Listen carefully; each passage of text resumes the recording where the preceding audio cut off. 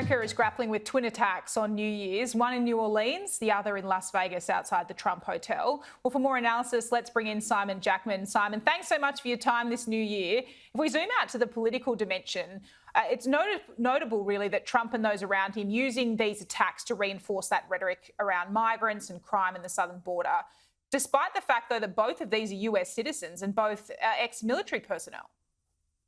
Yeah, that's right. That won't stop Trump and his allies from pumping some oxygen back into what was a big theme of their campaign, and that's getting tough on the border. They'll make the argument that even if it turns out to be US citizens in this case, nonetheless, you know, the circumstances and what these attacks sort of indicate is the need for vigilance on the border. So let no crisis go to waste, if you will. And looking for a big wave of momentum coming into now. We're into the new year. The new Congress is about to sit, and Trump's inauguration just around the corner. I think they're looking to pick up as much political momentum out of events such as these as they can.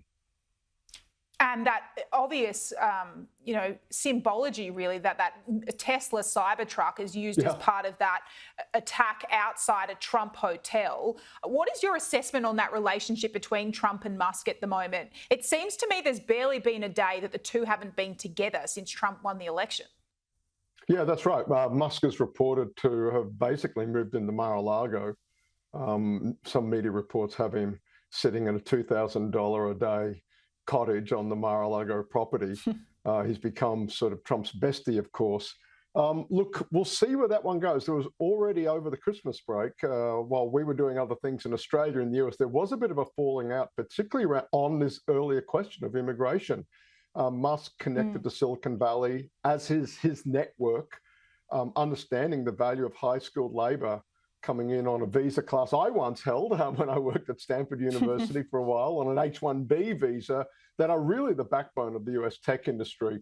Musk and people around Musk from Silicon Valley saying, hey, if you want to compete with China, this is precisely the kind of talent we need. And it's really simple. We either get that talent or we don't. And if we don't, we lose to China. And Musk taking a leaf out of the Trump playbook, putting that in big caps in a social media post. The first sign, I think, of what will be many, Trudy, that there will be some significant parting of the ways, and expect some sort of sand in the gears there as we go down the road. Trump's got a long history of becoming besties with people, but for reasons to do with ego, and then perhaps in this case, reasons to do with principal policy differences. We'll see where MAGA and Musk wind up, say, give it to March, April. Let's revisit that question then. I wonder where we'll be. And we know that Trump doesn't like being overshadowed. Remember Steve Bannon, when he was touted as the shadow president, that ended up spectacularly badly for him. Putting that to one side, though, Joe Biden, we can't forget about him. He's still president for a couple more days now.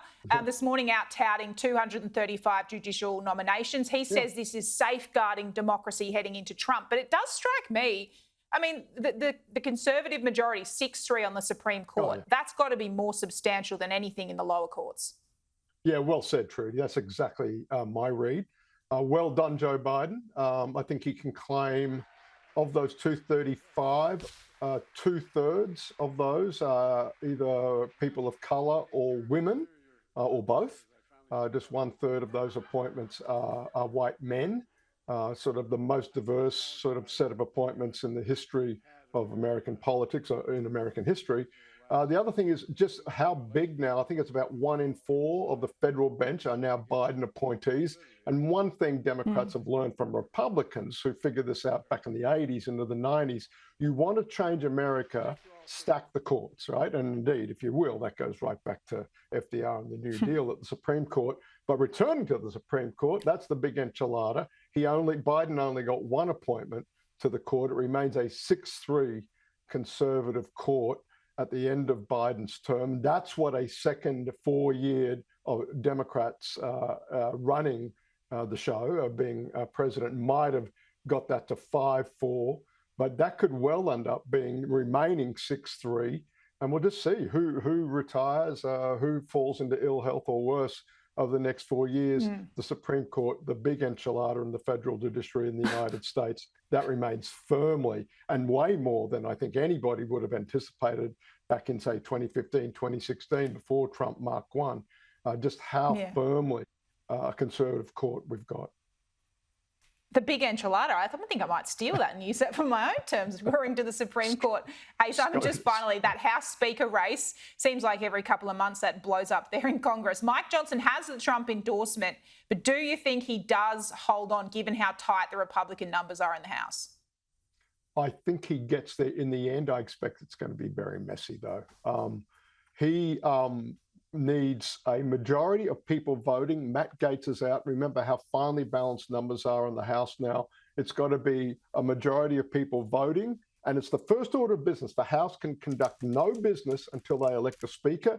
And they just come back, and the clerk of the House is presiding, waiting until finally a majority of members present can elect a speaker. Johnson is going to get a few protest votes against him. He can only afford one. I think he's going to get at least two and hence not win on the first ballot. Expect that to roll in. That'll be a bit of political theatre happening Saturday our time. And finally, Treaty, I've got to say, January 6th, Kamala Harris has the ignominy of presiding over the certification of the vote from the Electoral College, a replay of Jan 6, but this time it's Kamala Harris presiding over her failed bid for the presidency, something that the last time Al Gore had to do the same in 2000, handing the presidency to George W. Bush.